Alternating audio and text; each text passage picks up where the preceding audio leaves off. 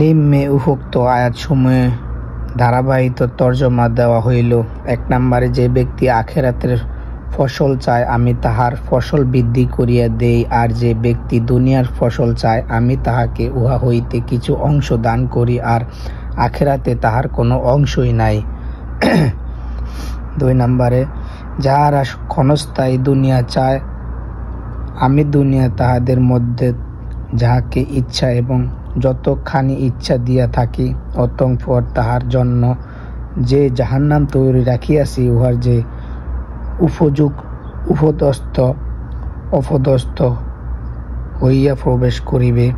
আর যাহারা আখিরাত চায় এবং উহার জন্য ঈমান সহকারে যথেষ্ট চেষ্টা করে তাহাদের চেষ্টায় মর্যাদা রক্ষা করা হইবে। 3 নম্বরে, উহা দুনিয়াবী জীবনের ভোগ সামগ্রী মাত্র এবং একমাত্র আল্লাহর নিকটে রহিয়াছে সুন্দর পরিমাণ। 4 নম্বরে, তোমাদের মধ্যে কেউ দুনিয়া চায় আর কেউ আখিরাত চায়। 5 নম্বরে, আপনি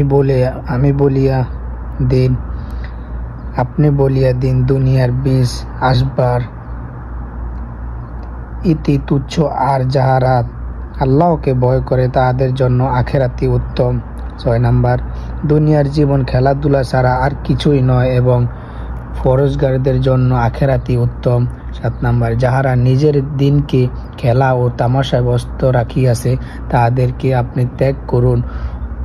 বস্তুত দুনিয়ার জীবন তাহাদিগকে ধোঁকায় ফেলিয়া রাখিয়াছে। 8 নম্বর, তোমরা দুনিয়ার মাত্রা চাও আর আল্লাহ তোমাদের জন্য পছন্দ করে আখিরাত। 9 নম্বর, তোমরা কি আখিরাতকে বাদ দিয়া দুনিয়া জীবন লইয়া সন্তুষ্ট আছো, অথচ আখিরাতের তুলনায় দুনিয়া জীবন একেবারে তুচ্ছ। 10 নম্বর, যাহারা দুনিয়া সুখ সাধ্যছন্দ কামনা করে আমি এখানেই তাহাদের আশা আকাঙ্ক্ষা পূরণ করিয়া দেই এবং তাহাদিদের জন্য কিছু কম করা হয় না। আখিরাত তাহাদের জন্য আগুন ছাড়া আর কিছুই না, আর এখানে তাহারা যাহা কিছু আমল করিয়াছে সব কিছু ধূলিসাৎ হইয়া যাইবে। 11, তাহারা দুনিয়া ধন সম্পদ লইয়া আনন্দে মাতিয়াছে, অথচ আখিরাতের তুলনায় দুনিয়া জিন্দিগি অতি তুচ্ছ। 12, তাহাদের উপর আল্লাহ অভিশাপ এবং তাহাদের জন্য রহিয়াছে বিরাট আযাব, কেননা তাহারা আখিরাতের মোকাবেলা দুনিয়া পছন্দ করিয়াছে। কিয়ামতের দিন 4টি প্রশ্ন জিজ্ঞাসাবাদ না হওয়া পর্যন্ত কোন ব্যক্তি নিজ জায়গা হইতে আপন কদম বিন্দুমাত্র হটাইতে পারিবে না। 1, জীবন কোন কাজে শেষ করিয়াছ?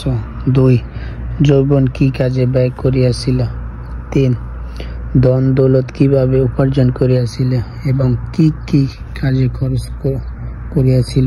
4, স্ত্রী এলেমের উপর কতটুকু আমল করিয়াছিল?